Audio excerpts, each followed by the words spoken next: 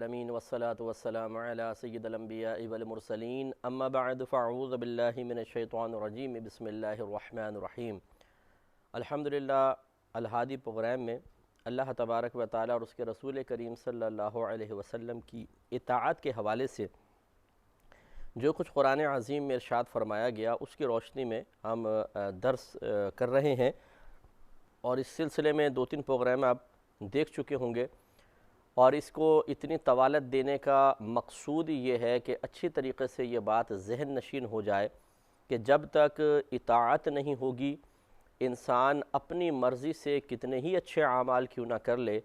ان کی کوئی اہمیت اللہ تعالیٰ اور اس کے رسول کی بارگاہ میں نہیں ہو سکتی۔ کیونکہ ایک ہے اللہ تعالیٰ اور اس کے رسول کا حکم، ایک ہے وہ اعمال و افعال جن کے بارے میں آپ کہہ سکتے ہیں کہ اللہ تعالیٰ اور اس کے رسول نے انہیں پسند فرمایا، کیونکہ وہ نبی کریم صلی اللہ علیہ وسلم کی ذات سے متعلق اعمال تھے۔ تو ان کو چھوڑ کر اگر کوئی اپنے پاس سے کچھ اعمال شروع کر لیتا ہے، اور چاہے وہ بظاہر بہت اچھے اعمال ہوں، تو ان اعمال کی مقبولیت کا دار و مدار پہلے اس پر ہوگا کہ انسان اطاعت کرے، اللہ اس کے رسول کا کہنا مانے۔ میں نے اطاعت کا آپ کو مفہوم بتایا تھا کہ حکم کے جواب میں جب کوئی انسان عمل اختیار کرتا ہے، فرما برداری اختیار کرتا ہے، اس کو اطاعت کہتے ہیں۔ اور اگر کہیں حکم نہ ہو، بس یہ ثابت ہو کہ نبی کریم صلی اللہ علیہ وسلم نے ایسا کیا ہے، چاہے امت کو حکم دیا یا نہیں دیا، اسے ہم اختیار کرتے ہیں، اس کا نام اتباع ہوتا ہے۔ تو بعض اوقات ایسا ہوتا ہے کہ ایک چیز کو ہم اختیار کر رہے ہوتے ہیں، اسے اطاعت بھی کہہ سکتے ہیں، اتباع بھی کہہ سکتے ہیں۔ وہ اس طرح کہ سرکار نے اس کا حکم بھی دیا ہو، خود کر کے بھی دکھایا ہو، تو یہاں پہ اطاعت بھی ہوگی، یہ حکم کے جواب میں کہلائے گی، اور اتباع بھی ہوگی، یہ سرکار کے عمل کے جواب میں کہ ہم عمل اختیار کر رہے ہیں۔ اور بعض جگہ ایسا ہوتا ہے اطاعت نہیں ہوتی، اتباع ہوتی ہے، جیسے یہی کہ سرکار نے حکم تو نہیں دیا، لیکن ہم اس عمل کو اختیار کریں جو نبی کریم صلی اللہ علیہ وسلم سے منقول ہے، چاہے آپ نے امت کو حکم نہ دیا ہو، تو یہ اتباع ہوگی، اطاعت نہیں۔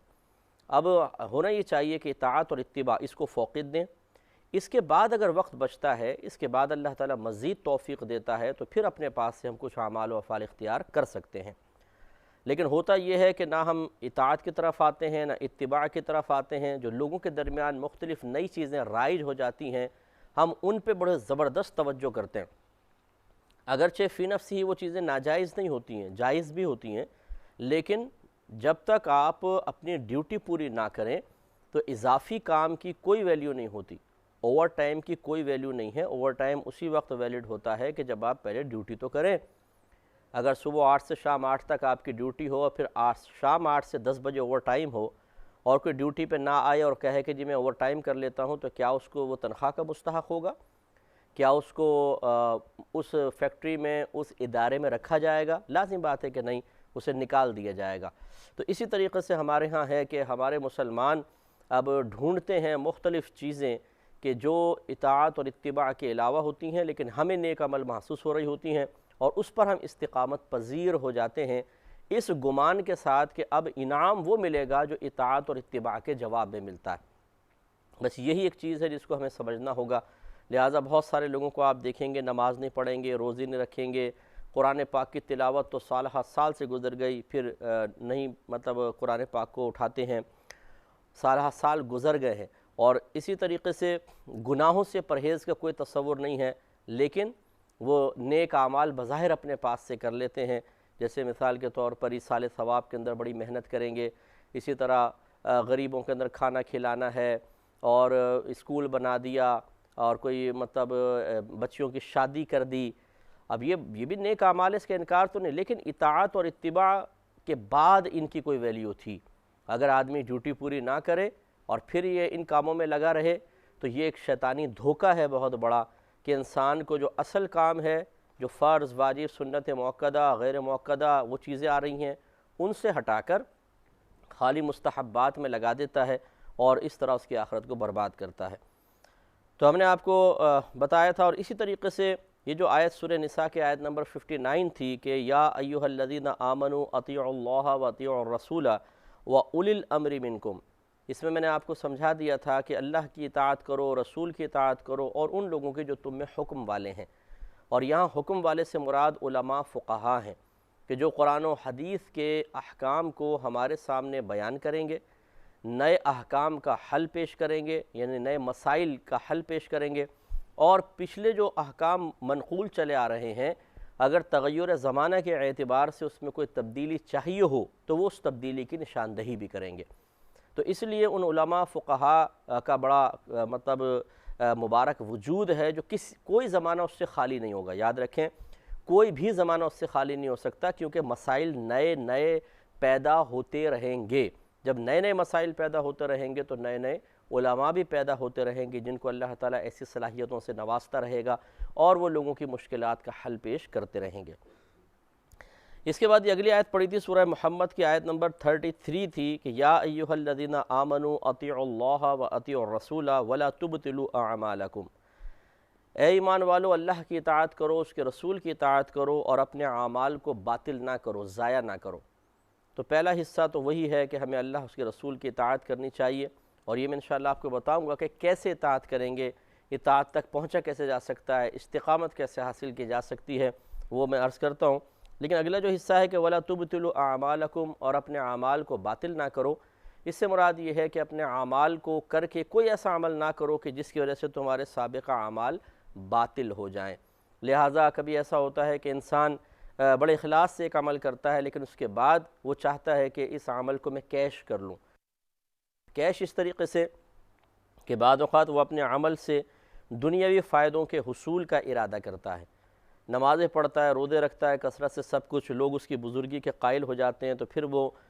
طمع اور لالچ کی نگاہیں رکھتا ہے کہ اب لوگ مجھے بزرگ مان کر مجھے نذرانے دیں اور میری جیبیں بھریں اور مجھے دنیاوی سہولتیں فراہم کریں۔ بعض اوقات ایسا ہوتا ہے کہ اپنی بزرگی کو اس طرح کوئی شخص کیش کر رہا ہوتا ہے جو حقیقتاً اس کو بزرگی حاصل ہی نہیں تھی، اگر حاصل ہوتی تو بزرگ ایسے نہیں ہوتے، تو پھر وہ لوگوں کی جیبوں پہ ان کی نگاہ ہوتی ہے، حرص و لالچ بھری ہوئی ہوتی ہے، اور اس طرح اپنے اعمال کو کیش کر رہے ہوتے ہیں۔ یوں بھی ہوتا ہے کہ بعض اوقات ہم اپنے اعمال کو سنا کر تعریفی جملے سمیٹتے ہیں یا محافل میں مرکزی سیٹ حاصل کر لیتے ہیں۔ جی ہم نے تو ماشاءاللہ 40 حج کیے ہیں، میں نے 50 عمرے کیے ہیں، ہم نے تو اتنی بچیوں کی شادی کی ہے، میرے گھر سے ہر مہینے اتنے ہزار روپے مسجد میں جاتے ہیں، اتنے ہزار روپے ہم ویلفیئر کو دیتے ہیں، فلاں جتنے اعمال کیے انہیں سناتے ہیں لوگوں کو تاکہ لوگوں کے دل میں ہماری عظمت بیٹھ جائے، وہ ہماری عزت کرنے لگیں، ان کی زبانیں ہماری تعریف کے لیے استعمال ہونے لگیں، ان کے قلوب ہم سے مرعوب ہو جائیں، متاثر ہو جائیں، اور پھر وہ ہمارا ادب کرنے لگیں، احترام کرنے لگیں، ہم آئیں تو ہمیں مرکزی حیثیت مل جائے کسی محفل میں، اس لیے لوگ اپنے اعمال کو ظاہر کرتے ہیں۔ یہ بھی اپنے اعمال کو باطل کرنا ہوتا ہے۔ اسی طریقے سے اللہ تعالیٰ ارشاد فرماتا ہے کہ لا تبطلوا صدقاتکم بالمن والاذی، اپنے صدقات کو احسان جتا کر اور تکلیف اور اذیت پہنچا کر ضائع مت کرو۔ لہذا معلوم ہوا کہ اپنے اعمال کو باطل کرنے کا ایک طریقہ یہ بھی ہوگا کہ انسان کسی پر احسان کرے اور پھر اس احسان کو جتائے۔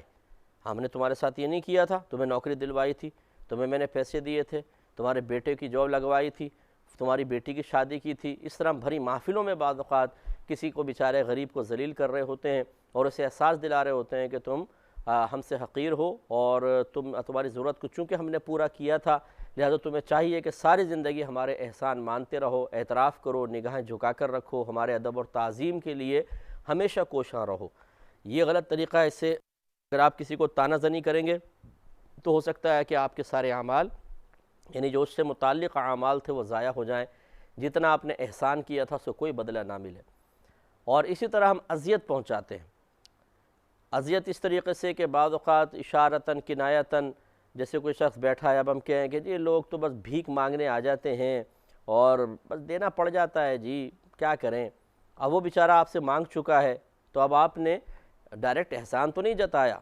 لیکن اس جملے سے کہ یہ بھیک مانگنے آ جاتے ہیں، بھیک منگے دینا ہی پڑتا ہے، نیچ قسم کے لوگ ہوتے ہیں، آ کے ہاتھ پھیلا دیتے ہیں، تو اب وہ بیچارہ کس قدر آپ نے اس کے قلب کو چھلنی کر دیا، اس کو ذلیل کر دیا، اسے خوف ہو گیا ایسا نہ ہو میرا نام بھی لے دے۔ اب آپ نے نام نہیں بھی لیا لیکن جب وہ یہاں سے چلا جائے گا اس کے ذہن میں یہ جملے گونجتے رہیں گے۔ اتنے خطرناک اور اتنے تکلیف دہ یہ جملے ہیں کہ کچھ انتہا نہیں۔ تو اس لیے اللہ تعالیٰ نے فرمایا کہ اپنے صدقات کو احسان جتا کر اور تکلیف اور اذیت پہنچا کر ضائع مت کرو، لہٰذا ایسا نہیں کرنا چاہیے۔ یوں ہی اس سے ایک نتیجہ یہ بھی نکلا کہ احناف یہ کہتے ہیں کہ اگر کسی نے نفل شروع کر دیے ہوں اور شروع کر کے وہ توڑ دے تو اس کو دوبارہ یہ نفل پڑھنے واجب ہیں۔ گویا کہ جب نفل انسان شروع کر لیتا ہے تو شروع کرتے ہی وہ اب نفل نہیں رہتے بلکہ ہم پر ان کی ادائیگی واجب ہو جاتی ہے، یعنی وصف کے اعتبار سے نفل ہیں لیکن اس کی ادائیگی واجب ہے۔ لہٰذا اگر آپ نفل توڑ دیتے ہیں، تھوڑا سا پڑھا آپ نے توڑ دیا تو بعد میں اس کو پھر آپ کو ادا کرنا چاہیے، کیونکہ اپنے اعمال کو باطل نہ کرو، اسے مکمل کرو، اتمام تک پہنچاؤ۔ تو یہ ضمنی بات آگئی تو میں نے اس کی وضاحت کر دی۔ ایک آیت سورۃ تغابن کی آیت نمبر 12 آپ کی خدمت میں عرض کی تھی کہ اللہ تعالیٰ فرماتا ہے وَأَطِيعُوا اللَّهَ وَأَطِيعُوا الرَّسُولَ، اللہ تعالیٰ اور اس کے رسول کی اطاعت کرو۔ فَإِن تَوَلَّيْتُمْ، پھر اگر تم منہ پھیرو، فَإِنَّمَا عَلَىٰ رَسُولِنَا الْبَلَاغُ الْمُبِينُ، تو محض ہمارے رسول پر تو فقط واضح طور پہ پیغام پہنچا دینا لازم ہے۔